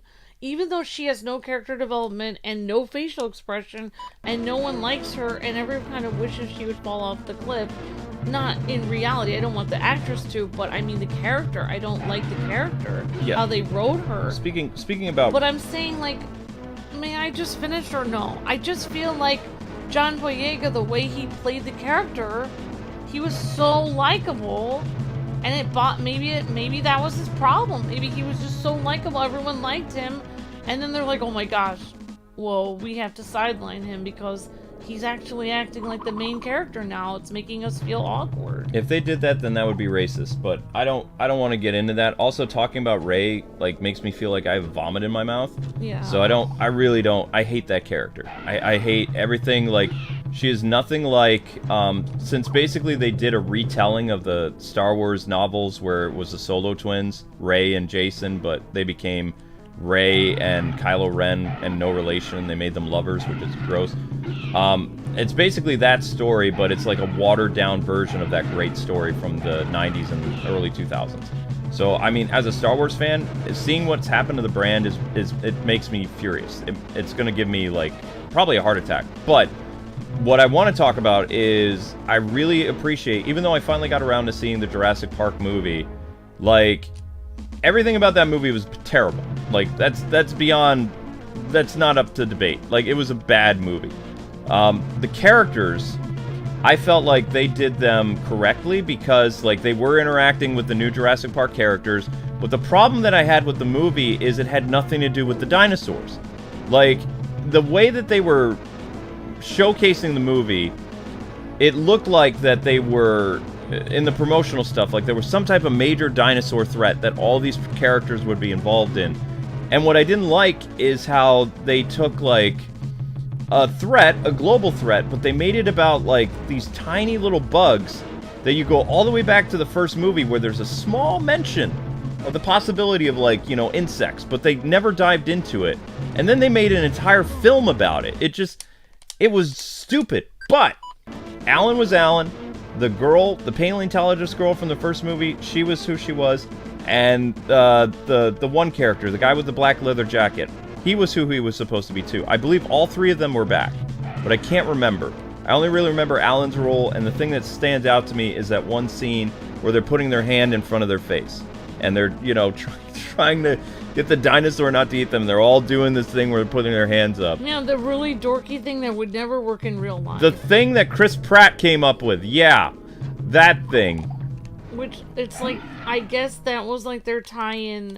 That was the dumbest thing they had to do, though, for the movie. Yeah. Think about how stupid everyone in Star Wars had to act for their movie. I don't want to talk about Star Wars anymore. At least all they had to do was put their hand up. Like, I'm literally getting sick to my stomach. I don't want. At least they just had to put their hand up and be like, okay, I'm sure this will work. Like, that wouldn't even work on my cat. If I put my hand up like that to my cat would lunge at my hand and bite me, and I would have to go to the hospital. Yeah, you don't want to put... I have no idea how the whole hand thing would work. I just don't think, like, that putting your hand up to an animal that's literally about to kill you, I don't think that would actually work, but maybe it would. I don't know. I mean, I've never met a dinosaur in real life. Okay, I'm going crazy in this level. Like, I've been on the scaffold for quite a while, and there is a place that I can jump that goes to the other side, but I die immediately. But I'm up here on the scaffolding, and I'm gonna save. I already saved. We are experiencing trauma from Star Wars people. No more Star Wars. I said no more. I know, I'm done. I'm putting my foot down. Preferable foot is down. We're not... I just don't... I can't anymore. I just don't... I don't care. A lot of you guys were talking about things that didn't work well in Star Wars, and I agree with everything. Like, there was a lot of really weird... You're still talking about it. Stuff. I know, but I'm just acknowledging the chat, Luke. I'm not allowed to acknowledge the chat. I don't understand. Why are we live We're moving on from it, because I will walk off the set. I'm not talking about this anymore. I'm getting angry. I don't want to. I don't want to talk about it either. Then why'd you bring it up again? I just was acknowledging the chat. Well, I appreciate the chat, but I don't want to talk about it anymore. They're not talking about it. You're the only one talking about it. Okay. So anyway, what I liked about Alan's character is, like, when he came back and he was talking to Chris Pratt's character, like, it didn't necessarily feel like a passing of the torch. It's like you had both of these, like, really high-profile characters from their own respective universes kind of meeting, even though it's, like, in their world. Like, I mean, Alan obviously was... the original kind of... well, I mean, he kind of was the protagonist. He didn't show up for all the movies. He was the main character in all the video games. He was the main character in all the video games, so apparently the people who made the video games considered him the main character. You either have him, or you have the old grandpa, and of course Samuel L. Jackson died in the first film. Yeah, he did. So he probably could have been one of the main characters, but he's dead. Cyborg Samuel L. Jackson comes back. He probably could have come back as a robot, or a part robot or something. And then, so you only have, besides Samuel L. Jackson, who died in the first one, you have, let's see, what other main characters could you possibly have? The grandfather? Grandfather unfortunately passed away. Or you could have the crazy guy that talks about chaos theory all the time. They did bring back how they kind of tied the whole Jurassic Park thing together is they brought back the scientist guy who survived the first couple movies. Yeah. And they made him the one responsible for basically bringing the dinosaurs back. I'm not trying to be offensive, but that guy's not main character material. To be a main character, you have to have some kind of, you know, I don't know. I would say you'd have to have some kind of riz or something. I don't know. Who are we talking about? Are you talking? I'm saying Alan does, okay? Alan has riz? Really? Yes. I mean, and I always no nice offense, person. but I always saw Alan as kind of like they were trying to make like a '90s version of Indiana Jones. That's why he has that. Yeah, that's what I figured. He has the hat and everything. But he's not wearing a fedora. He's wearing like a sun hat or something. But I mean, like, he was like trying to make paleontology cool. And I did like Alan. I thought Alan was like the most interesting character in the first movie. But when he came back for the third movie and he had the dream of the talking dinosaurs, you could tell like at that point, like, they were just making Jurassic Park films to get a trilogy. And they had no idea where they were going with the franchise after that. In fact, the third movie, the premise of it is really weird, where he's hired by these people that are rich or something to help them find their missing son, but in reality, they're not rich. He was a car salesman or something. And then their son is obviously dead anyway, but it was really weird. And the talking dino scene with, like, past characters, like, just to show, like, yeah, this is the same guy from the first movie. So we're gonna have we're gonna showcase that the original characters are still a part of Alan's life as talking dinosaurs on a plane. Alan! It was just I weird. don't remember any of the movies. Well, I mean, the third movie is just kind of a blur. Like, it happened. I would say, like, when they came back, when the original actors came back for the big, you know, magnum opus of Jurassic Park, fighting the insects, they treated all their characters with respect, and all of them were in a bad movie together, and I appreciate that. I do. I don't think we'll ever see them again, but at least fans were given the opportunity of, yes, Alan did meet... I can't remember Chris Pratt's character. I don't even remember... He met him. But the main thing, who cares about him meeting Chris Pratt? He met that lady he liked. That's what everybody wanted to see them meet again. Oh, the girl Yeah. from the first movie? Yep. If I drop down here, I die. If I go over there, I die. How far is death over here? Oh! Wait, is it over? Did I survive? Wait. This is... There was no point in me even going up there. Now I'm really confused. I've been there. I've been there to the blue tanks. There's nothing over there. I've been up on the scaffolding for hours. There's nothing up there. Where am I supposed to go? Great. Now I have to figure this out. This is... I'm so confused now. This is terrible level design. This is really bad. Because... There's no reason to come here. There's no reason for the scaffolding at all. Because going past the blue containers is the door that leads right, and then the door that comes toward the audience goes here that goes nowhere. There's no upgrade here. There's nothing to find. There's no scientists. There's nothing. Like what is the purpose of this magical scaffolding? There's nothing. All there is death. There's death. That's it? Yep, that's right. Yeah, you either do it their way or get kicked out. Definitely, Ninetales. Yep. There's nothing but death. Well... Literally writing I don't know. I don't know about... Alright. Could you look up a guide, sweetie? Because I'm completely lost. Yeah, Chris Pratt is now Garfield. Chris Pratt is going to play all your favorite characters from your childhood. You can't stop it. He is like the big Hollywood it guy. I don't like what they did with Garfield. It's not Garfield. He's too happy. Garfield, the only time Garfield was happy is there was a Christmas special where he met Santa Claus.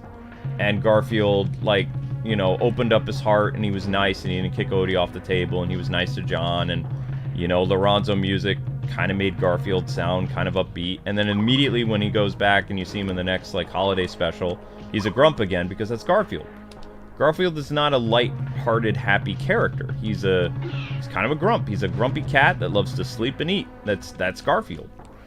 So to make Garfield like kind of like this Emmett character from the Lego movie, it just doesn't work. I really wonder if Chris Pratt really grew up with a lot of these characters that he says he knew. He made a lot of weird mistakes when he was talking about his love of Mario. In fact, a lot of people didn't call him on this because he's not a gamer, but he said he enjoyed playing the Mario games like in the late 80s when Super Mario Brothers first came out. Super Mario Brothers came out in 1985. That's the mid 80s. The late 80s would be like 87, 88, 89, and by that point we already had Super Mario Brothers 2 and Super Mario Brothers 3.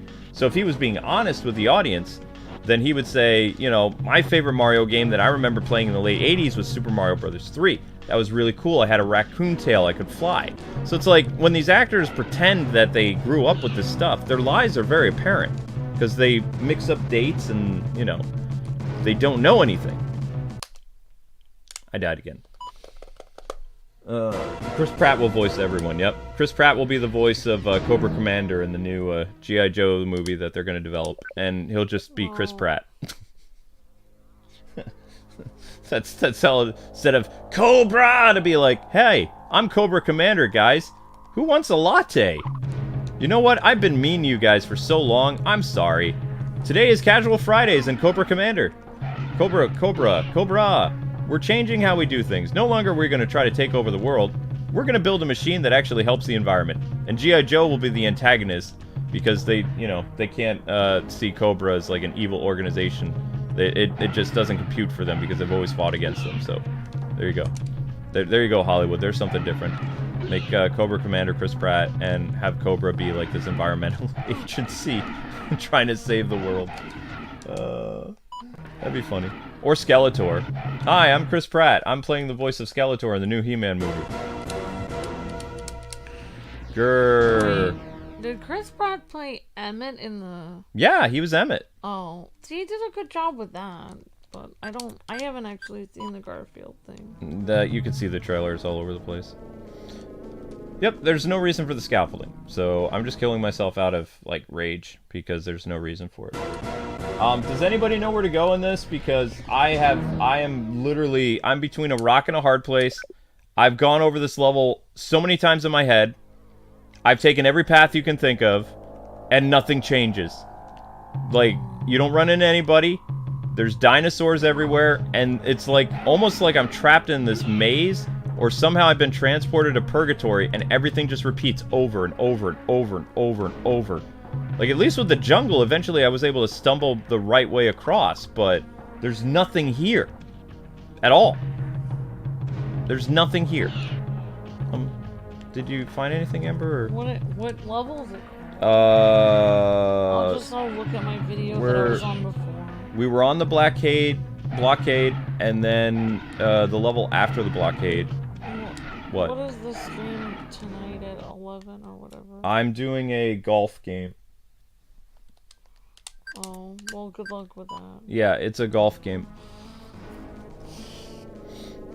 I purposely killed himself because I can. You weren't in an endless loop. It feels like it. It feels like I'm in an endless loop with no end. It just constantly goes on and on and on and on and on and on and on. It's called the auxiliary system level, I think. Well, I'm just gonna go through here. It's the auxiliary level. You start out, there's dinosaurs. Green dinosaurs you can kill easily. Orange dinosaur, or not orange. Brown dinosaurs you can't After kill. this is that thing? Yep, 7 o'clock is going to be the other one. Okay. Just so you know, I'll have to tell you later. Hmm. I haven't slept at all. Okay, well, I guess you won't be on Ultraman. I don't know. I don't have any time to discuss it with you since you don't have any time to discuss it with me. So, I don't know when you plan on discussing it with me. I mean, I can handle the Fortnite stream by myself. Like, I would love for you to be on part of the Ultraman stream because it's a really fun game. I can be on Ultraman. I don't know. I would have to talk over it with you. We haven't talked at all since you've woken up, and as soon as I wake you up, I'm upstairs, and then you come downstairs, and I don't even know you're streaming until I start hearing you going, hey, what's happening, gamers? And I realize, oh, you started to stream again. Okay. When I took time to get you up.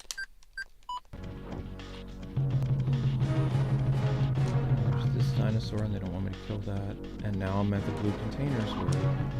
Well, it looks like you're halfway through the game. Oh, I know, I'm halfway through the game. It's just... What? Why would killing that dinosaur make the game end? It really feels like this is just programmed badly. There's no reason for it. Well, here is where you just were, so I'll just keep watching. So I can't kill those dinosaurs. If I kill the dinosaurs, I die? That doesn't make any sense. And this is the next section. There's going to be a dinosaur over there. I mean, what all movies are somewhat bad, so I mean, the Jurassic Park new movies weren't that bad. They kept my attention the whole time. And also, the CGI dinosaurs looked a lot better than the puppet dinosaurs from the older movies. Mm-hmm. So that was a plus. So, anybody who's played this game, can you explain to me this reasoning, please? Why is it I have full health, I have plenty of time, I kill a dinosaur, and then the game abruptly ends? Is that a coding problem? Is that... To me, that feels like a development issue. They're killing dinosaurs right here. Yeah, the guys in this video are killing dinosaurs left and right. Yep. They're playing this from the NES. No, SNES. the Super Nintendo. Super Nintendo. Thanks, Luke. You almost take time to correct. And they're killing dinosaurs and the game doesn't abruptly end. So that tells me that this is either an emulation issue or this was a problem that was built into the game itself. Unless you're dying from another random reason. No, watch. I'm going to load my game. Watch. I'm going to shoot a dinosaur, and then the game's going to end. Look, I have full health. 99999. 309. 36 dinos to kill. You saw that they are killing dinosaurs. I see that they are killing dinosaurs, Actually, we used to not use the word destroying. Whatever. Shot this guy. Shooting this guy. Because I can't... If I don't kill these guys, I can't... move on. You did that one and you're still alive. There you go. But see? He shot you. It doesn't matter. My health wasn't completely gone. Okay. Maybe because the poison dart is death. No, I don't think so. Maybe you can't kill that one. Fine, watch. Maybe that poison hits the barrel and makes a chain reaction explosion. What about there? Luke, who are you trying to prove a point to? I'm just showing you. It's a game issue, says Later Gator. So how do we get around this game issue? Do you want me to... May I try it, please? Okay, can you hear me or no? I can hear you. May I please try it?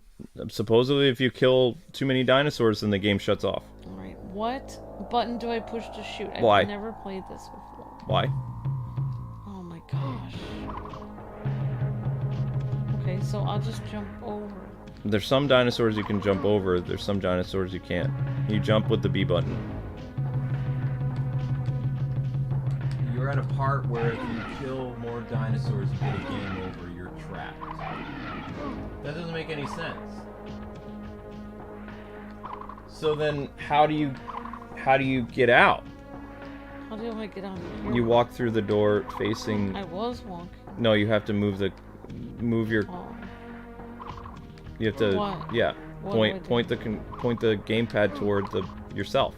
Oh. To go through a door Down. that's facing up. You mean just press down? That's what you mean. Whatever, down or up. Okay, well, I died 4 times while you were taking 10 years to explain It only took like a second to explain. Well, I died 3 times while you were explaining it. How do I hang on to that? You just jump on it and it automatically grabs onto it. But if you can't fight back, you can't survive. So I don't understand how this works. You're gonna have to load. Well, at least I'm having a lot of fun with the way that you're teaching me. You have to hit the top one of the top buttons to bring back the load menu so you can try again. There you go.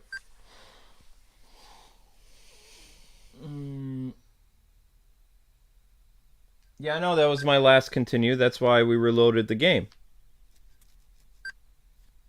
Yep. There you go. You're back. So this is a development issue. And how do you get past of it?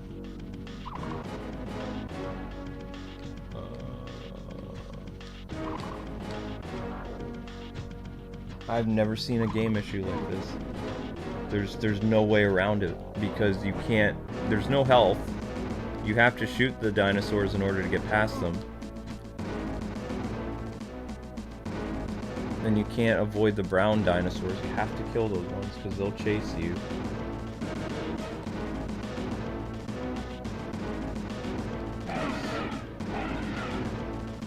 Yeah, you can't. You have to kill the brown ones. You don't have a choice.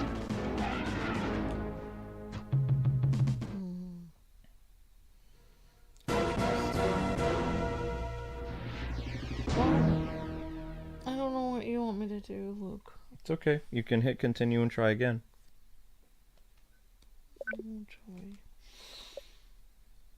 Does anybody have any idea? Anybody who played this game? We had some people yesterday that were very familiar with this game. Like, when we shoot a dinosaur, the game ends. They don't hit us or anything. It even shows that you're supposed to kill 40 dinosaurs in this level. It has a death counter in the top. In fact, the video that we watched of people playing this game, they were killing dinosaurs left and right, and the game didn't abruptly end. So this tells me that this game is broken, and Limited Run Games did a terrible job porting it. Oh my gosh. Well, I'm about to die. Yeah, of course you're gonna die. You're dead. And then just continue again, try again. You have unlimited continues. Oh wait, no you don't. Never mind.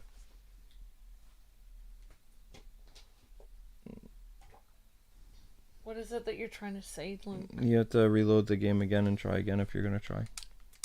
You gonna try again, or you want me to play again? I mean, you could just try going without killing the dinosaurs. Okay, I'll try to go without killing the dinosaurs.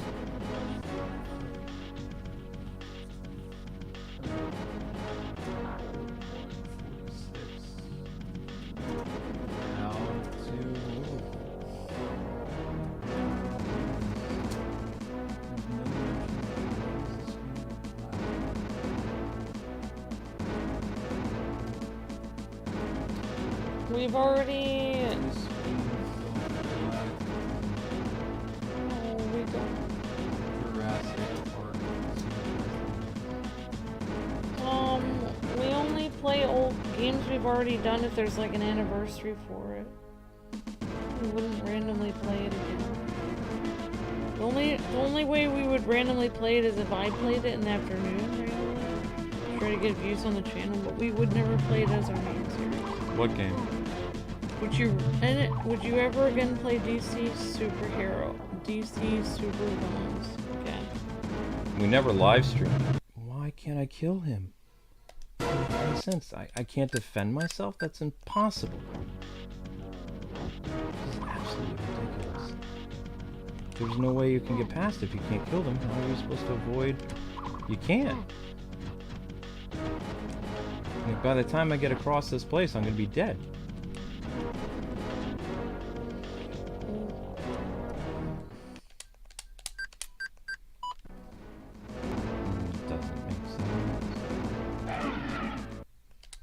The whole point of the game is you have to kill dinosaurs. I don't think the game is playable. I think that they really... Well, you're still shooting them. I have to! I can't avoid them! Alright, well, I'll do it and not kill them. I was going pretty far. Not really. Well, maybe I'll just let you do this and I'll come back to the next stream. That's fine. There's no... Black screen, cart freezes. It doesn't say anything about Jurassic Park. SNES game... Jurassic Park... This is driving me crazy. Why does it do this? I've never seen this in all my years as a game journalist. I've never, ever, ever seen this happening on a Super Nintendo game. Like, it makes me really think that this was something that happened when they ported it over. It doesn't make any sense. Maybe they didn't expect people to get this far in the game. I don't know.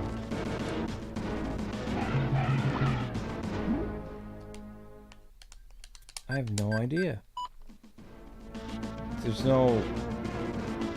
Those guys you were watching, they didn't go to the scaffolding area, right?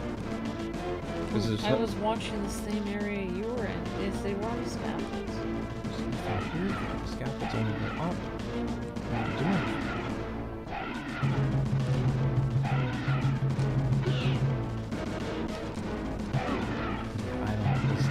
I think I'm done with this game after today because it doesn't make any sense. It doesn't adhere to the gaming physics at all. It doesn't make sense. This is just terrible. Now I see why people hate this game. Like, if this happened on the Super Nintendo, there's no way around it. You can't play it. It's unplayable. Unless you probably get like a modded version of the game and play it like as a ROM or something. Because they don't tell you, don't shoot the dinosaurs or we're gonna, you know, give you a black screen of death.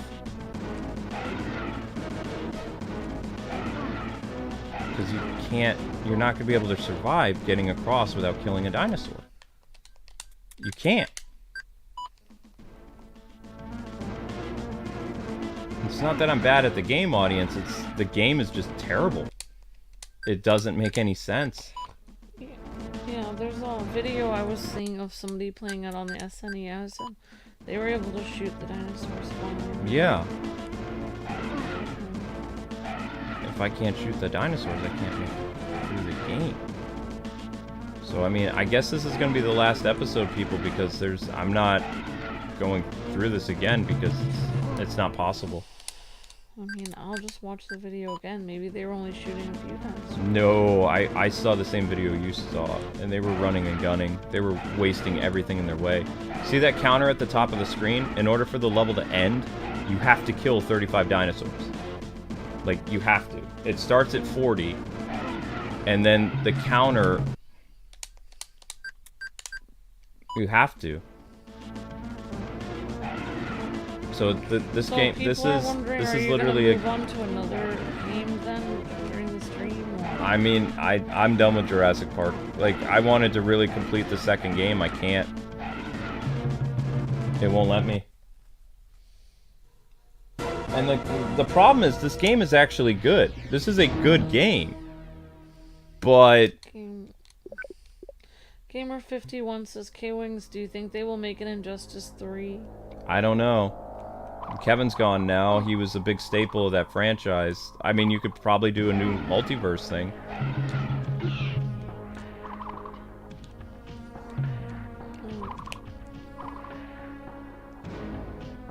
Luke, you can constantly use the rewind feature if you wanted to, says Gio. You can't use the rewind feature, Gio. You get 4 seconds, buddy. He said it's just a suggestion. I would love to. I would love to use the rewind feature, but you get 4 seconds. That doesn't do anything, bud. Thank you for the suggestion, Gio. People are just trying to help you. I know, but I'm just telling people what reality is. That's all. Like, I'm not bad at this game. This game is just broken. No one's saying about it. Wait, this repeats. This is all one giant loop. Well, maybe after you kill 2 more dinosaurs, you win. No. You're almost at 40. As soon as you kill a dinosaur... As soon as you... Actually, no. Once I get to 35, I can't kill the dinosaurs anymore. It encounters this weird glitch. Like, once it says 35, that's it. But you were just at 38. Right. See, watch when I kill Brownie here. It's just gonna abruptly end. Okay, that was weird. It's supposed to abruptly end. This one.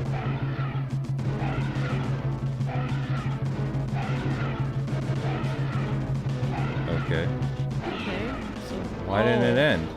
You were at 35, and you killed 1 more, and it's still at 35. Why didn't... What is going on? Nope, there we go. Killed another one and abruptly ended. Well, I'm done. I'm getting ready for Ultraman. I can't... Physically, I can't handle this anymore. This game is broken. I can't recommend this game. I've tried everything. I've tried every possible thing. It's not possible. There's... Limited Run either needs to fix this, or this was... The thing is, I actually typed on the internet, like, why does the Jurassic Park suddenly, like, Jurassic Park 2, why does it suddenly end when I have full health and I have plenty of time? No one can tell me. So it doesn't exist. I don't think anyone's gotten this far in the limited run version. It's broken. So, limited run, like, if we're going to continue this, they have to fix it. There's no way. I'm, 645, I'm doing Ultraman. This series is over. At least we didn't buy the collector's box set of this. Oh my gosh. Yeah, limited run, like, word needs to get out about this collection. It's busted.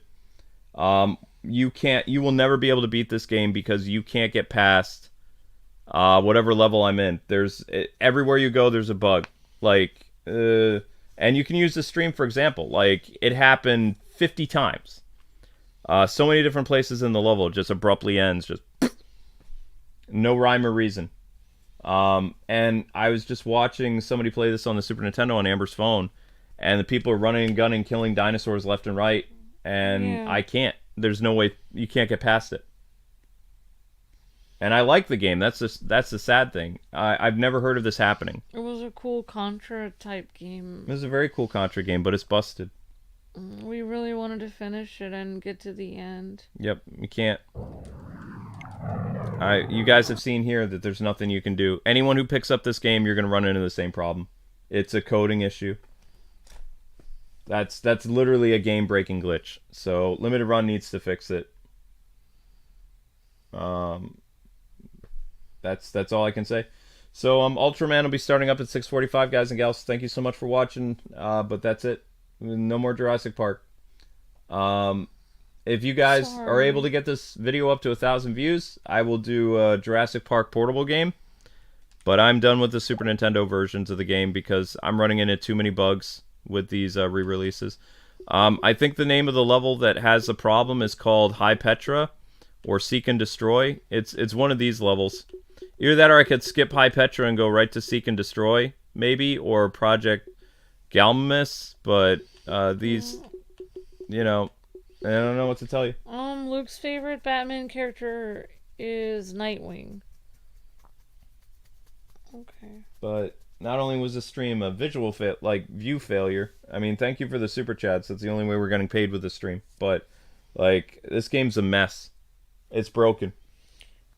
Jake in the chat says I looked it up, and apparently there are multiple issues with this game. On the Super Nintendo, or just with this collection? With this collection. Okay, with this collection. Yeah, I'd agree.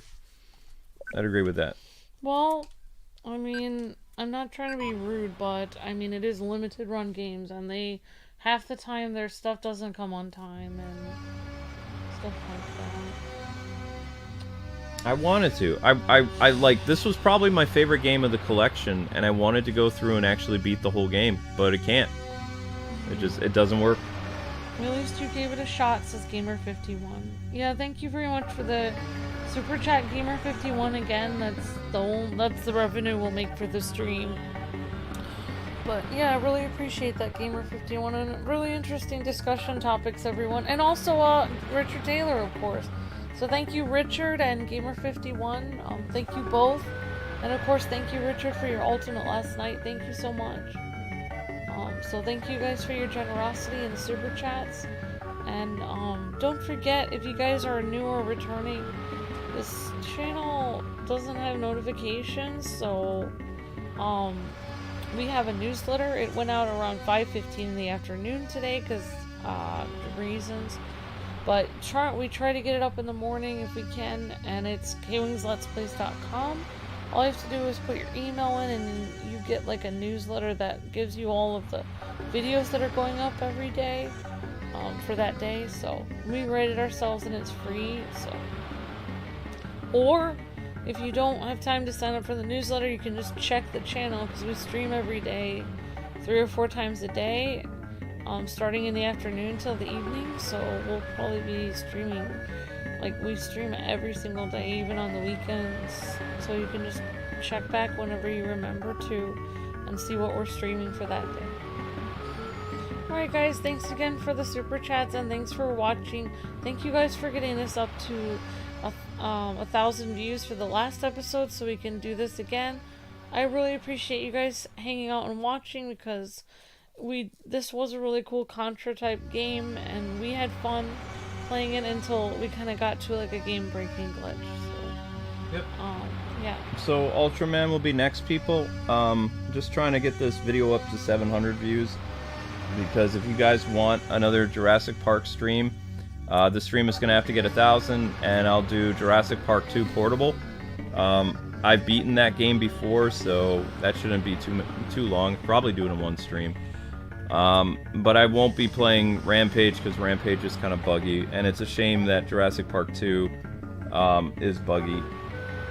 I wish I had it. I might have it emulated, but also at the same time I'm kind of scared to go through it to see if it's going to do the same thing, because I don't know. No idea. Which is a shame. But yeah, thank you guys so much, and if you guys want Jurassic Park 2 Portable, the stream has to get 1,000 views. That's the requirement. So trying to get it up to 700 for you guys, but YouTube is dragging their feet, making it very hard for it to even get 700 views. So the collection at this point in time, the only games that actually work is Jurassic Park Portable. Jurassic Park 16-bit does have a weird glitch where it can freeze and jam up and start over again, but for the most part it doesn't happen as much as Jurassic Park 2. Jurassic Park Genesis has like frame rate issues where it runs very slow, so it's going to cause a lot of accidental deaths for you if you're playing the game. And Jurassic Park on NES is, well, I played through the entire thing. It's like the NES game, but it moves a little sluggish. So that's about it. If this was handled by another company, I think that probably would have been a better port, but the Super Nintendo game at this point in time is completely unplayable after you reach a certain level, which is a shame. Try to avoid emulation, because Nintendo will get you for it. Nintendo doesn't get you for emulating games. Nintendo gets you for selling emulation. There's more than half of the YouTubers on this platform use emulators when they look at classic games like on Super Nintendo and NES and stuff like that. The difference is they go after people who are pirating their games and like adamantly talking about it and saying that they're selling it on their website. So they have never, to my knowledge, gone to a streamer and, you know, shut off their stream. And there are plenty of people right now that are emulating games. They have been since YouTube's inception. So that's a nice warning, but it's not true. Like, if you're a site that sells them, yeah, they're going to send their lawyers after you, but they've never pulled somebody's stream for looking at a Japanese game that never released in America. So, in fact, what we're playing right now is a ROM. This is not the original Super Nintendo cartridge. This is a ROM. Probably not even licensed by Nintendo. I don't know. But anyway, see you guys on Ultraman in about 20 minutes or 15 minutes. God bless, happy gaming. Thanks so much, guys. Appreciate the super chats. It's the only way we were going to get paid, so we appreciate that. And hopefully Ultraman does well, because it's an awesome game. Peace. See ya.